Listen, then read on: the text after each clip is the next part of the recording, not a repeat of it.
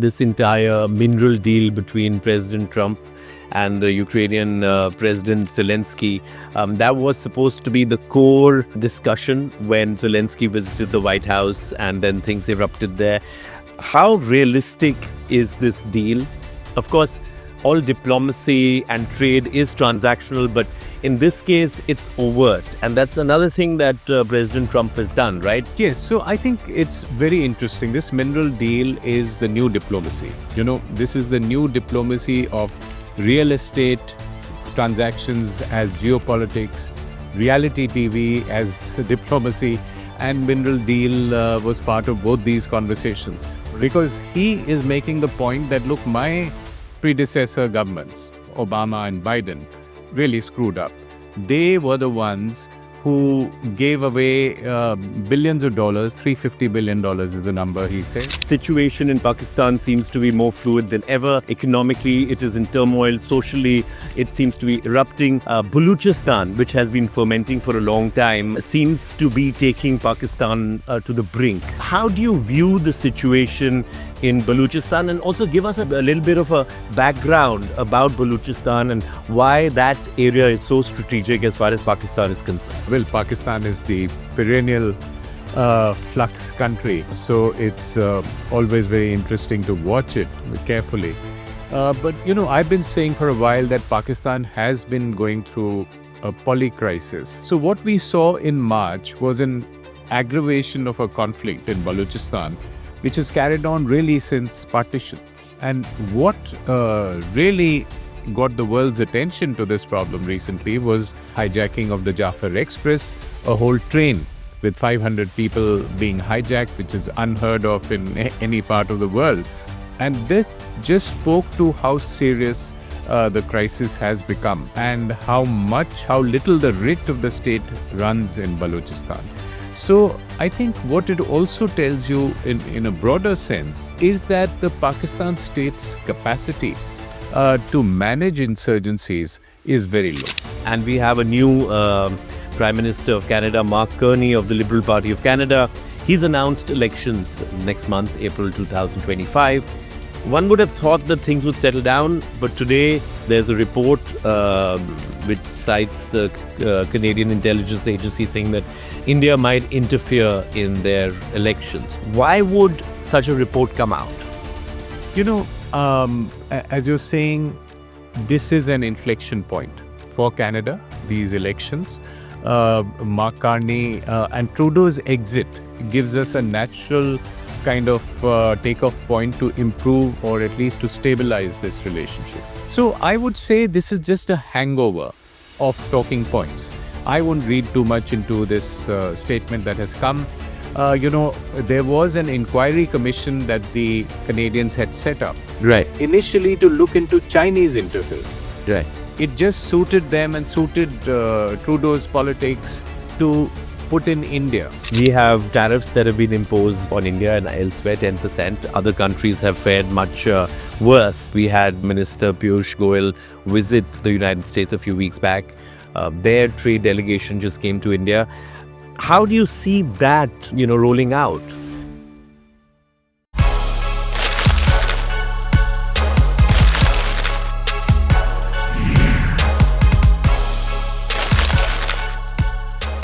Welcome to Arjun Bhagat Decodes or AB Decodes. Today we have Ambassador Ajay Bisaria with us. He was our ambassador to Poland, High Commissioner to Canada, and High Commissioner to Pakistan. Welcome, Ajay. We're meeting again after a few months. And what a world it is right now. It's turned upside down with President Trump. But I want to begin with Pakistan. The situation in Pakistan seems to be more fluid than ever. Economically, it is in turmoil. Socially, it seems to be erupting. Balochistan, which has been fermenting for a long time, seems to be taking Pakistan to the brink. How do you view the situation in Balochistan? And also give us a little bit of a background about Balochistan and why that area is so strategic as far as Pakistan is concerned. Thanks, Arjun. Great to be back on your show. And well, Pakistan is the perennial flux country. So it's always very interesting to watch it carefully. But I've been saying for a while that Pakistan has been going through a polycrisis. And that means it has a security crisis, an economic meltdown, and of course, political dysfunction. So all that makes it a dysfunctional state. And a perfect storm in some ways. Yes, and not necessarily a failing state, but a dysfunctional state which continues with that dysfunction. So, what we saw in March was an aggravation of a conflict in Balochistan, which is carried on really since partition, because this was seen as part of the fifth insurgency of the BLA, the Balochistan Liberation Army.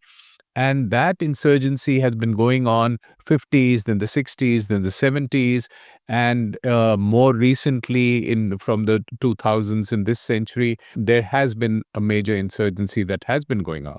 And what really got the world's attention to this problem recently was hijacking of the Jaffar Express, a whole train with 500 people being hijacked, which is unheard of in any part of the world. And this just spoke to how serious the crisis has become and how little the writ of the state runs in Balochistan. So I think what it also tells you in a broader sense is that the Pakistan state's capacity to manage insurgencies is very low. Because if you make the comparison with India, and India has seen multiple insurgencies, and you would know that well because your father was dealing with them as the director of the intelligence bureau. What India's instincts as a state are is to address issues politically first.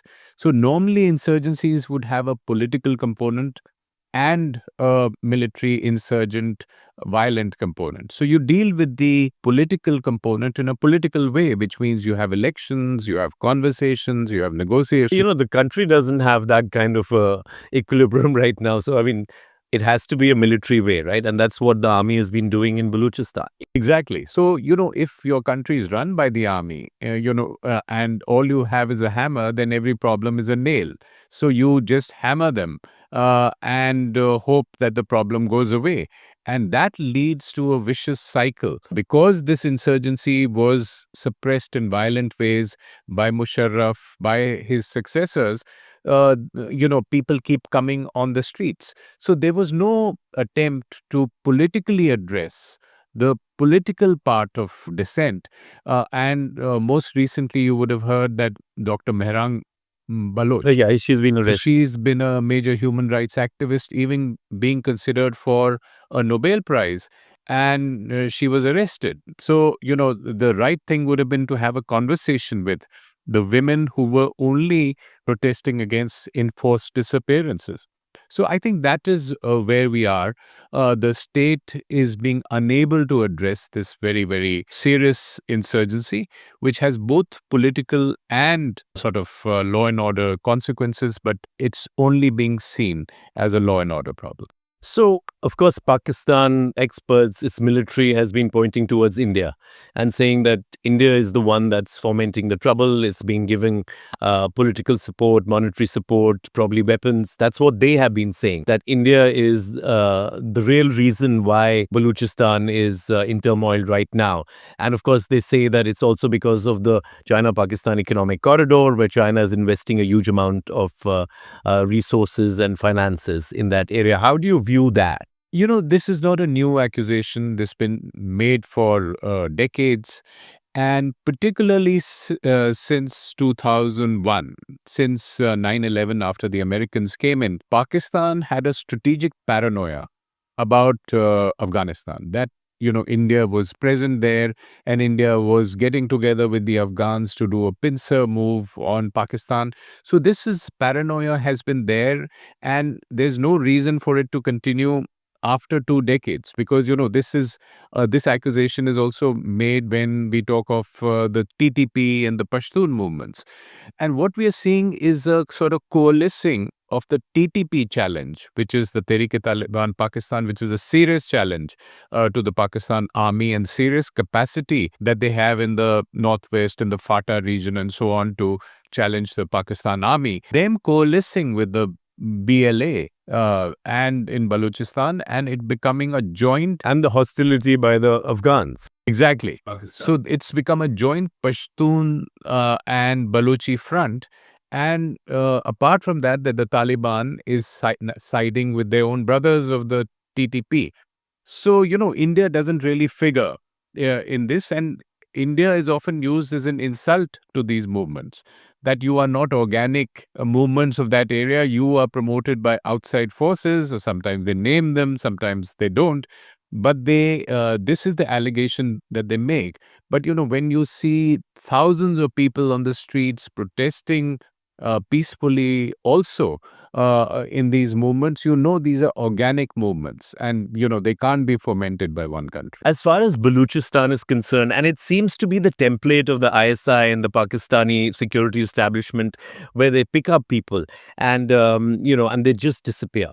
So they call the half widows. There's so many women. The BBC recently did a very extensive report.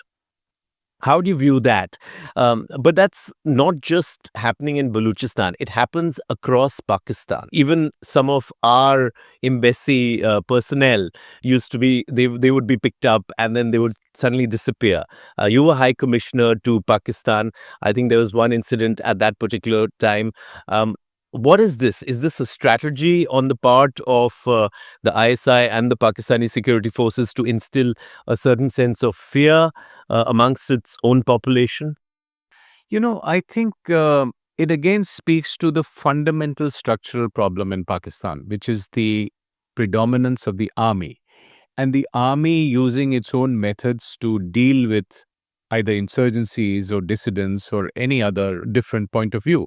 And we've seen this in the past, and it's been interpreted in different ways. So, for instance, it was uh, a sort of Punjab centric view of Pakistan, that we are the center of Pakistan, everything else is the periphery, and that ought to be dealt with as a law and order problem. So, in Balochistan, all these insurgencies fed on each other. There were insurgencies all through. Yeah, since the 40s, it's been going on. It's been going on since the 40s, and in 2006, there was a leader, Akbar Bukti, who was killed in Musharraf's time, and so on. Yeah, he was regarded as the king of the Baluches Absolutely. tribes. So there was a lot of unhappiness, and when the army uses a sledgehammer and a large number of people are killed, this is what we are seeing today is an organic reaction of the families, the women, the daughters coming out and talking about those enforced disappearances, and an organic leadership that develops, like this young woman, Dr. Mairang Baloch. So once it gets beyond a point, there was a huge clampdown on information. This information was not really traveling to the rest of the world in the past. But now, with social media and, kind of younger people joining these movements, the word has gone out. And hence, Marang Baloch was being considered for the Nobel Prize. There are conversations outside Pakistan because the images, the stories are getting out more and more. So it is a movement which is getting not just a lot of traction within Pakistan, but globally.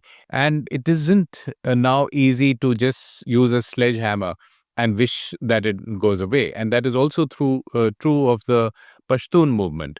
So all these are seriously questioning Pakistan. And today in the Dawn, there's a writer who was the former High Commissioner here, Jahangir Ashraf Qazi. Yes. He said that maybe you need a Mandela moment. The writ of the army doesn't run into these provinces. So maybe you need a healing moment to actually reach out to those people. But is the army capable of it? So is this a good time for India to go into POK? Jay Shankar alluded to that, saying that it's an area which has had the longest occupation by a foreign force. We've seen the Home Minister make statements about it. The government of Narendra Modi certainly seems to be, talking about this issue more than ever before, that, we need to get POK back. Now, is that even realistic? Technically, the position remains correct that since 1994, at least, we had an all-party resolution passed in Parliament that POK belongs to India, and that has been India's position for decades, that the territory of the former princely state of Jammu and Kashmir all belongs to India. It is also good to remind ourselves of this position, but I don't think there is any serious move militarily to make change the status quo there. There are enough problems in that area.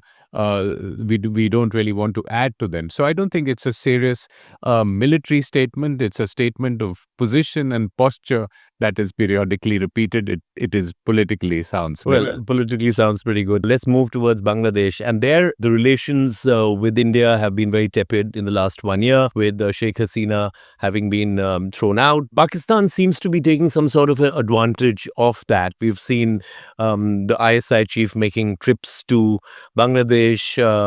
There seems to be some economic cooperation. There was talk about Pakistan giving some sort of armaments, some missile systems to Bangladesh. Is that really something that India needs to worry about? Well, India certainly needs to watch this carefully. And you have a situation now where both your Western and Eastern neighbor are in turmoil. They are in trouble. Even in Bangladesh, there is a great deal of churn and turmoil because ever since the change of regime last year and Sheikh Hasina's ouster, the new regime of Muhammad Yunus hasn't really found its feet. And there is a very worrying resurgence in Islamic, the Jamaat-e-Islami and Islamic extremism. So India would be legitimately worried about the minorities. We have the historical memory of 1971 when millions of refugees came to India. So, these are certainly worries. And what I would say Pakistan's reflex reaction is to fish in troubled waters. So, if it sees an opening, it would go. But recently, a very fine Pakistani writer, Aisha Siddiqa, who watches the military very closely, she wrote a piece saying that both history and prejudice are against Pakistan Bangladesh reset. Because, the historical memory of 1971, the fact that the country broke into two, the genocide that the Pakistan army indulged in, and the fact that there's been no apology, that militates against any new move.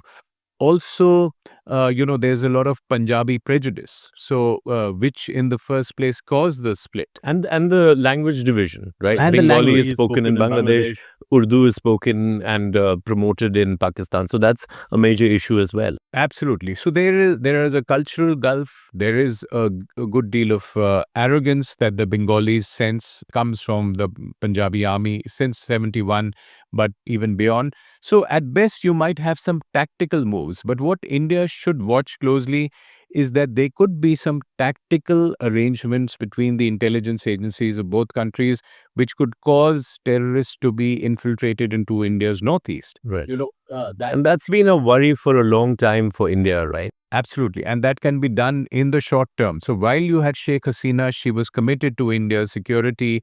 We were having those conversations. But in this position of turmoil, there could be, a position that the ISI or some other agency could take where they could make use of this situation and just because it suits both sides to try and embarrass India or try to compromise its security. So this is what we have to watch for very closely.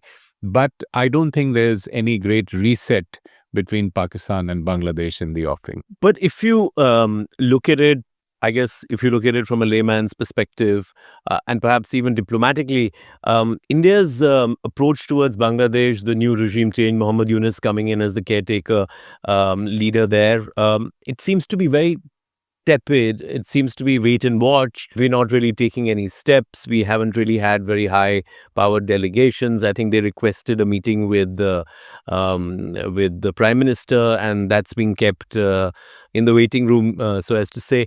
Is that strategy correct? I think it is essentially a wait and watch carefully strategy. Our foreign secretary did go to Bangladesh, so there were exploratory talks. At the political front, it hasn't happened, but yeah, you're right. Yeah. So, what happens? It is a policy dilemma in when any country is in a state of complete flux. Do you wait for that flux to settle a bit to one way or the other? Or do you just jump into it immediately and try to make sense of it? For instance, in Sri Lanka, when the turmoil happened, people came on the streets. India immediately built those bridges and had those conversations. I would think it would be good to have a political conversation at the level of foreign minister with the Bangladesh regime, even if it's an exploratory one, even if the regime is very incoherent. I would think the balance of advantage lies there. But I think the government is privy to much more information which we are not, and therefore there may be a method in this approach of waiting and watching and just letting it all play out. Maybe parlays are already taking place, and because we Exactly. don't know, we don't know about all You may that. have some back channel Right. conversations Yeah. going on. Which at some level there must be. Yes. You talked about Islamic radicalization of Bangladesh. India has been, highlighting that. The Prime Minister himself has highlighted that. Recently, the US highlighted that. As far as minorities are concerned, it's being said that Hindus, Buddhists, Christians are not safe any longer. There have been vandalism, people have been killed. What can India do realistically to kind of stop that from happening in view of increasing Islamic radicalization of Bangladesh? Well, this is always a dilemma because this is a foreign country. Those are citizens of that country. But India does have skin in the game, and that's been true for since partition, since independence, because of a historical memory and historical factors. So India does have stakes. Those minorities and their treatment impacts politics in India, impacts people in India. So what India possibly needs to do most of all is to take this up very strongly with the Bangladesh regime, with the global community, and offer to help in case they need India's help. But India cannot directly intervene in making anything different because they are, after all, citizens of another country. So I think that is the dilemma about minorities everywhere. Right. We saw that happening in Afghanistan as well, where, large number of Sikhs and Hindus had to be brought back Yes. to India. And I think now there's virtually, perhaps just a few are left there. I don't know what the Absolutely. situation is. So, the approach is to make your country, welcoming and available for these persecuted minorities when they escape that persecution. But also, you need to watch for your capacity. You can't have all the minorities of the region descending on your country. So, the ideal situation is that they are treated in a proper way as normal citizens in those countries, and those who choose to come to India or migrate to India should be welcome. Now, the role of the Bangladeshi army has certainly been more mature than the Pakistani army. Whenever there's been trouble or they didn't like a particular political party, the Pakistani generals would take over, and we've seen multiple examples of that. The Bangladesh army has been more circumspect. They've been relying on political leaders, the political discourse. But recently, there have been reports that there might be a military coup. I don't know how accurate those reports are. How do you view that? I think as in Pakistan, the Bangladesh army is an important power center in Bangladesh. But different from Pakistan, it is not the entity that has controlled the country since independence. Now, the Bangladesh army also has a history. Right after independence, just 4 years after Bangladesh independence, you had the regimes of Ziaur Rahman and Irshad. So they have a history of takeover by the army, but at least recent history demonstrates that this army prefers to be a force for stabilization and not a force for power and control of the country. Because in 2008-9, just before Sheikh Hasina came to power, the army had the opportunity, but it came to power stabilize matters, and allowed the civilians to come in. However, imperfect the civilian regime was, Right. they allowed it to continue. And I think the Bangladesh army's instincts would be to step in when the chaos gets so bad that there's bloodshed on the streets, but not necessarily to come in to take power in a long-term kind of way. In a sense, even Muhammad Yunus's regime, why did they come to power? He said they came to power because there was chaos in Sheikh Hasina's regime and people were getting killed, so to stabilize matters.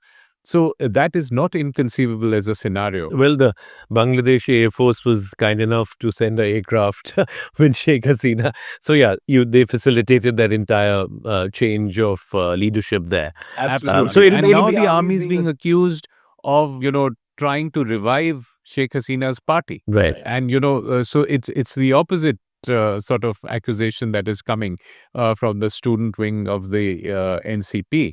So I think it's a state of flux. There are multiple scenarios. There's a non-zero probability of one of those scenarios being an army takeover, perhaps temporary. Well, it seems, history repeats itself. Sheikh Hasina and her family were in India for many, many years. Now she's back here. So that's another troublesome idea for Bangladesh. They've been raising that issue. How should India deal with that? Or should we continue to ignore Bangladesh as far as, sending her back? And that's not really a real possibility. That issue is settled. I don't think it's even a serious conversation that we are having with Bangladesh.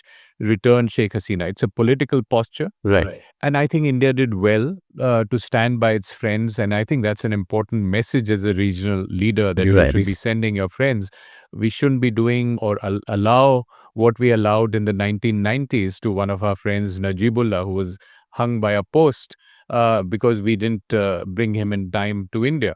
So I think we've done the right thing, and it is without prejudice to any relationship we have with the current regime that you are only giving refuge to an old friend and not necessarily fomenting a new party or rebellion from your country. So, Ajay, no interview would be complete, especially when you're talking about geopolitics, without the reference of President Donald Trump. He's, of course, the president now for the second term, and he's pretty much turned everything on its head. I don't think he's following any of the rules that, your tribe kind of adheres to, or the parlays that you do. We have tariffs that have been imposed on India and elsewhere, 10%. Other countries have fared much worse. 10 tariffs on steel and aluminium have already been imposed on India. That's having some sort of an impact, not too much right now. On the 2nd of April, there are going to be reciprocal tariffs. And knowing Mr. Trump, maybe he does flip-flop, but I don't know if he'll do it this time. Even though India and the US trade talks have begun in earnest. We had Minister Piyush Goyal visit the United States a few weeks back. Their trade delegation just came to India. How do you see that, rolling out? I think India has factored it in, and it's not going to be a major disruption. Trump is a major disruption for the world, right? Right. And I think the big picture is that he hates shooting wars. And the positive of the Trump story is that the two conflicts in Ukraine and Gaza will probably end after a bit of a back and forth on the ceasefire. We may have peace plans in place. But what will not end is this tariff war. And it can go in multiple different directions. India has not been a direct target in the initial run because they were for, the largest trading partners of the US, which was Canada, Mexico, China, a bit of the EU. I think what we could expect on 2nd April in one scenario is a reciprocal unilateral tariff, maybe 10%. And that certainly will impact us. But that will be without prejudice to the conversation we've agreed to have on a limited free trade agreement. So they're two different tracks in that sense. Absolutely. So we just have to live with it if those tariffs go into effect. Absolutely. And, the conversations as we speak are going on. Right. So it could go in any particular direction. But from what the White House has been saying, they would like on 2nd April to have this principle of a reciprocal tariff applied to all countries. But what we've done is taken the bull by the horns. And in fact, I wrote about this before the Trump regime that A, we should get into an FTA conversation because it's better to have the conversation on the table rather than a And that's the strategy that the Indian government has put in place. absolute. Right. And also the relationship of Prime Minister Narendra Modi and Trump, they seem to vibe in a way, even though Mr. Trump goes around with hammer and tongs after India. Every 2 days, there's a statement about India and how India has, taken the US for a ride. But at the same time, one one feels that there is some sort of, an understanding between the two leaders. Am I stretching that assumption? No, I think it's a fair point to make that there is a chemistry between the leaders and that helps. It helps for Trump to say Modi is my friend and have that perspective. But he also believes India is a tariff king. So, those two thoughts are competing in his mind. So, I don't think there will be a huge negative impact of, even unilateral American action on tariffs. But what we need to be prepared for is a conversation in the next few months, ending with a September-October deal, a limited trade deal of the kind we have with Australia, we have with the UAE, and so on, where Trump himself comes to India for a Quad summit and signs that deal. So I think that is the direction in which we are headed, and that is the way to handle it. There may be some unilateral concessions we will make, but important to remember that the India-US relationship goes way beyond tariffs. It's Right. just that the tariff is the focus of this White House, Right. and therefore this is the prism. Well, Tulsi Gabbard was here recently, and she was talking about military intelligence, and that seems to be a major conversation that the government had. So we have energy conversations, we have strategic conversations, we have defense conversations, there are technology conversations. All these are very important. So they are going on. It's not as if they have taken a backseat from a US perspective. Absolutely. Yeah, and they are going on at the official and the expert level. And it's just that the White House focus, or of Trump personally, is on this tariff issue, which gets extra attention for that reason. Broader deal between between India and the US is that we can give them comfort in tariffs, we can give them comfort in energy, both nuclear and purchase of fossil fuels, and they need to give us comfort in defense and in technology. These are our interests. And, once we have that perspective, we can give a bit in tariffs in order to gain a lot more in other areas. Well, there's one argument which says that, if India does rework its, the duty structure, it's actually going to benefit, the Indian public at large, because there is a large amount of protectionism, something like a post 1991 liberalization part 2. So we'll see how that goes. I would argue that that's a valid argument. And, we need to get rid of some of the protectionist walls for our own good and with other countries as well to make our industry more competitive. And so that may be, in fact, a welcome change. So, lots of interesting things happening all across the world. Let's talk about, Ukraine and the United States and, of course, Russia. You have been a Russian expert. How do you view, of course, we have Donald Trump, who says he wants the war to end. He doesn't want to keep funding the war. And I think many of those are very legitimate reasons. People are getting killed. It's costing the United States a huge amount. And it seems to be an endless war. At the same time, the Russians have occupied now maybe 20% or 27%. I'm not sure of the figures. Maybe 7% was earlier. Now it's 20% more. They're sitting on 27% of Ukraine's landmass. And they have President Donald Trump saying that, okay, you make those. We saw the conversation at the White House. I don't think the public at large has ever seen a conversation like that. I don't know what you guys do behind closed doors. Maybe it's like that, maybe it's not. But what is the end game of Putin? We know what President Trump wants. What is the Russian president's end game? First on that conversation, yes, those kind of conversations are held, but behind closed doors. It's unique to have them in front of the media. So those conversations become very intense and personal, and People walk out of meetings. And even in or they can be very tough conversations, because even, for instance, in 1999, on the 4th of July, when Nawaz Sharif went to the White House, Clinton had a very tough conversation with him. He said, you take your forces out of here, else we will make it very hard for you to go back to Pakistan. So those are the kind of tough conversations, but they took place in the closed doors of the Blair House. And So Bill Clinton said that I won't let you go back to Pakistan from the White House. he said, essentially, I have a good statement and a bad statement. If I make a bad statement saying Pakistan is responsible for this and Stop the Kargil incursion. exactly, then you won't be able to go back home. So tough conversations do take place, but not in front of the media. So, if there's a lesson for diplomacy 101, in that conversation, it should be shown in school. Don't have people like me around witnessing that. But I think he wanted it. I mean, you could clearly make out that. No, I don't think he wanted it. But once he got it, he thought And it he made enjoyed it. good television. Exactly. And he said that. But I think, the process was flawed, because in the White House, when you have a, guest with whom you have some differences. And you had visited the White House with the Prime Minister Vajpayee. Absolutely. So, this is a format at the White House, I would argue, which is flawed. Ours is much better, and everywhere in the world, when a leader comes, you shake hands, you smile for the camera, you go inside closed rooms, you have it out, whatever you want to have out, and then come back and say something to the media. But even before you've gone and had your conversation, you are arguing in front of the. It was as if the negotiation was happening right there. Absolutely. They forgot that the negotiations had to be done behind closed doors.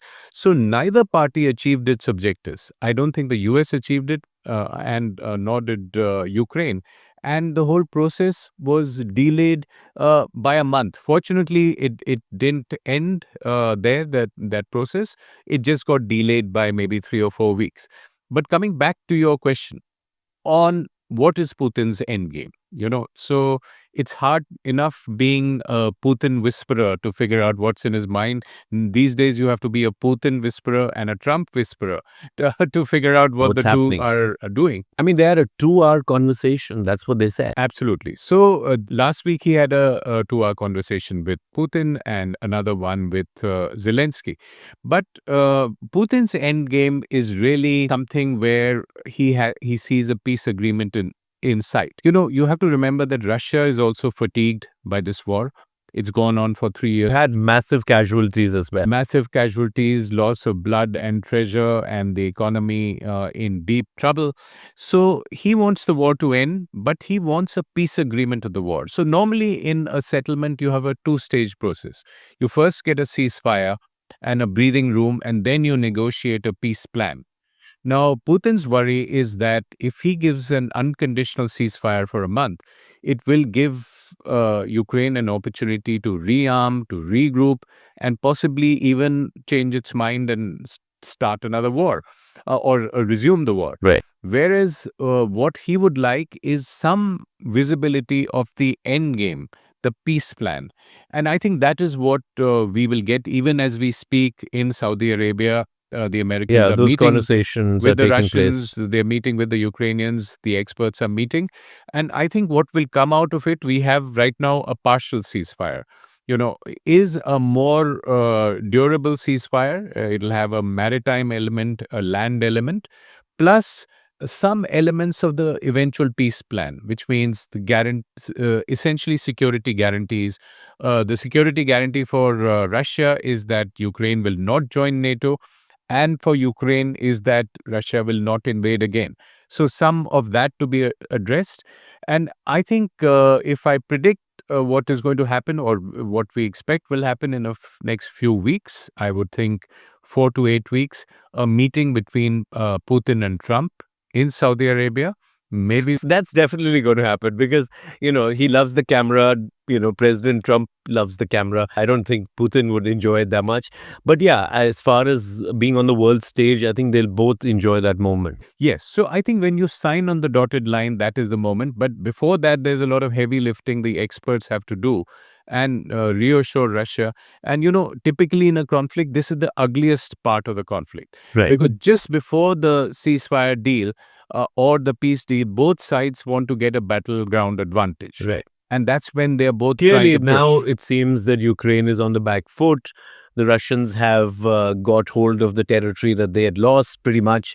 I mean, the dice is in favor of Russia right now. Absolutely. So the battleground advantage is for Russia, but Ukraine isn't done yet. It still has the capacity, it has the drones, it can, still fight. Maybe striking cities in Russia, which has Absolutely. never happened. Actually, Absolutely. after World War II, that has never happened. Exactly. So what we need is to, for Putin would want the ceasefire plan to come packaged with the long-term peace plan. And he would want his handshake and audience and conversation with Trump. And Trump will want his Camp David Nobel Peace Prize moment Yeah, where he yes, might he's want been to, waiting for that. even his scenario would be to get the Russian and the Ukrainian in the same room and to broker that deal. So I think that is a distinct possibility, and that will be a huge plus for the rest of the world. Let's briefly talk about this entire mineral deal between President Trump and the Ukrainian President Zelensky. That was supposed to be the core discussion when Zelensky visited the White House, and then things erupted there. The mineral deal is worth about, according to President Trump, worth about $500 billion for rare minerals that the United States requires. How realistic is this deal? And the assumption being that if United States, their companies come and start mining this area, the Russians will not attack that region or will not attack Ukraine. How do you see this? And also, it seems to be such transactional. Of course, all diplomacy and trade is transactional, but in this case, it's overt. And that's another thing that President Trump has done, right? Yes, so I think it's very interesting. This mineral deal is the new diplomacy. This is the new diplomacy of real estate transactions as geopolitics, reality TV as diplomacy, and mineral deal was part of both these conversations. So what we have now is the mineral deal that was not signed in the White House. That was the script. They were supposed to sit, shake hands, then go sign the deal, and Zelensky was supposed to go home. That did not happen. So what is happening now is that the deal is ready and the Ukrainians are ready to sign it. So it has two parts to it. One is the optics, and the second is the security guarantee. The optics are the domestic optics of Trump, Right. because he is making the point that, look, my predecessor governments, Obama and Biden, really screwed up. They were the ones who gave away billions of dollars. $350 billion is the number he says. And people say it's exaggerated by $100 billion, whatever the number. And he's going to stop it, A, by making the Europeans pay their fair share, and B, by getting something in return. What does Ukraine have? Nothing. Oh, but it has maybe $2 trillion worth of mineral deposits. So he'll take $500 billion worth of deposits.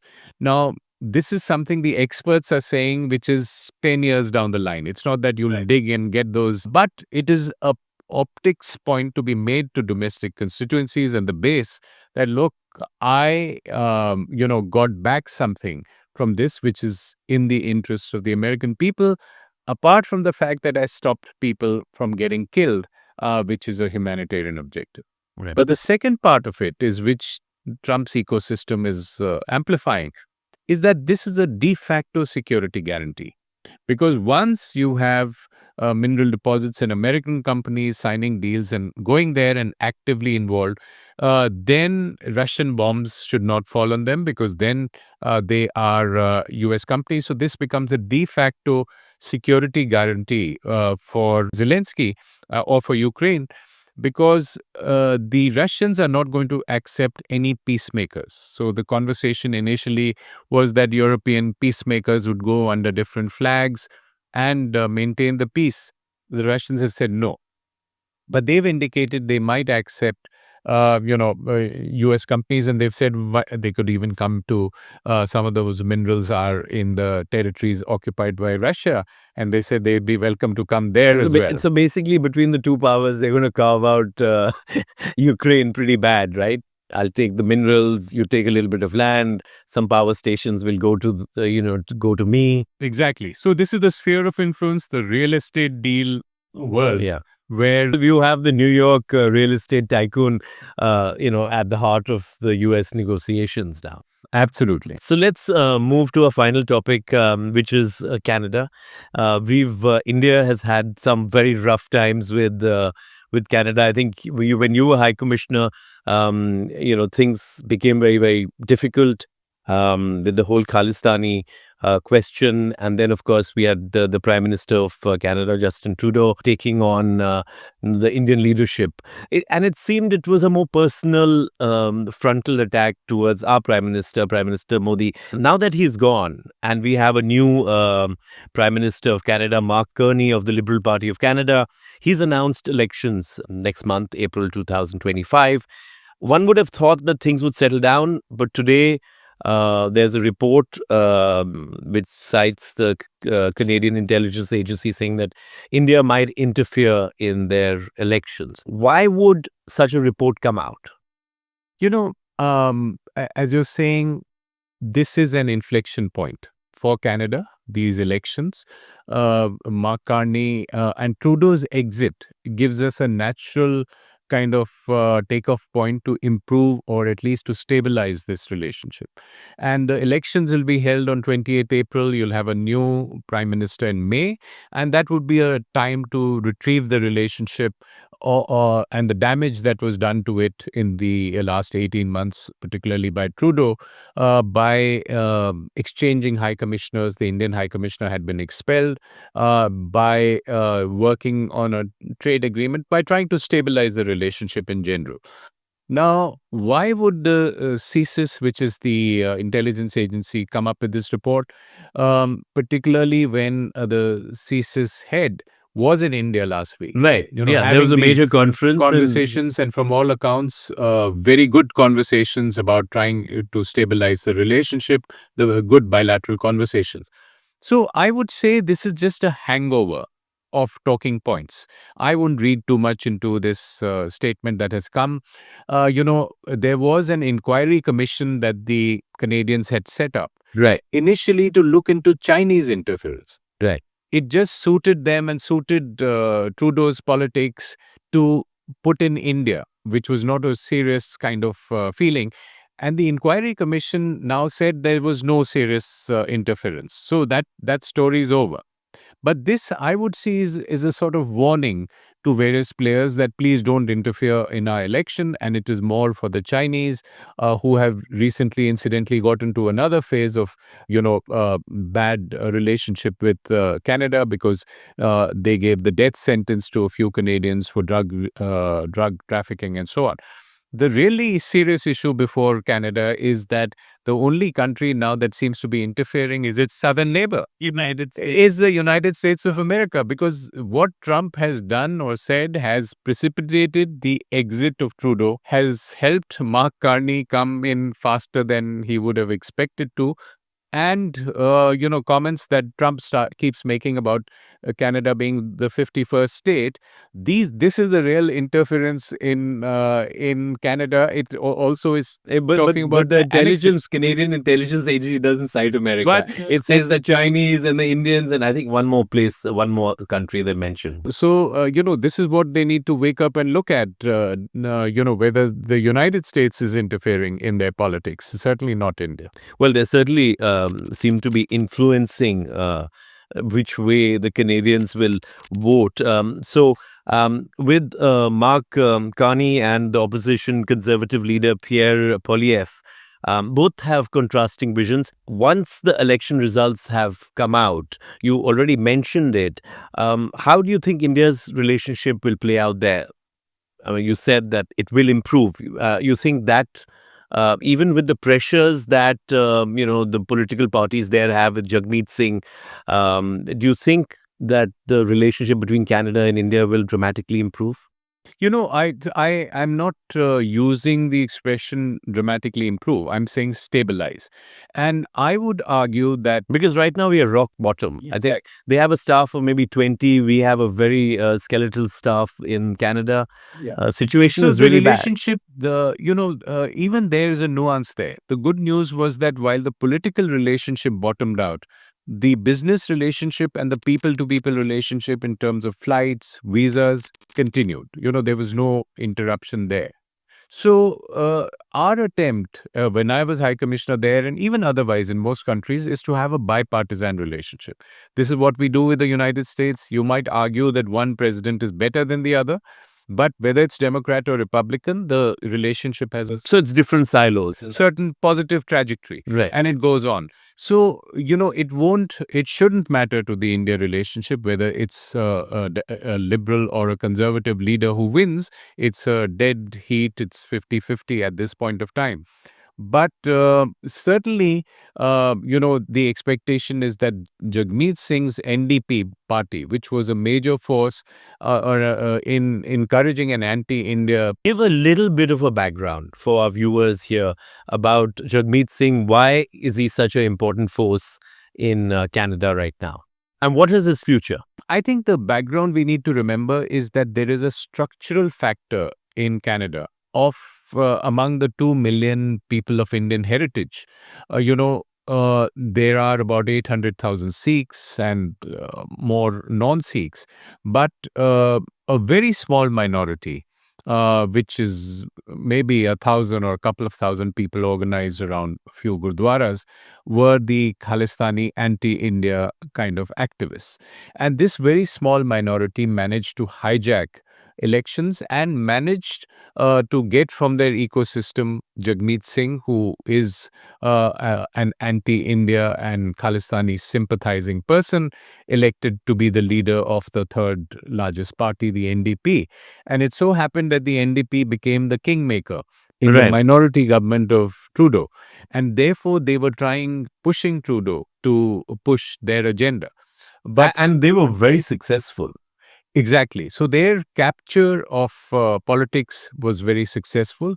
And this time, the expectation is that they will not succeed in similarly capturing politics or having a significant say. And therefore, with that structural factor out of the way, the relationship or between India and Canada should be improving, because I think both sides wanted it to get better. There will be security issues which can be talked about. There'll be other issues which can be talked about. But stabilizing and then normalizing this relationship will be an objective for both sides. And I think you will see a much, much better India-Canada relationship this year. Ajay, maybe we'll see you in Big Boss now. The way diplomacy is moving. Thank you, Ajay. Thank you for joining me for this lovely conversation of decoding the events around us. Thank you, Arjun. Great to have this conversation. Thank you for watching AB Decodes. Do subscribe to our channel and see many different versions of this particular conversation on the topics that you like. See you again next time. Goodbye.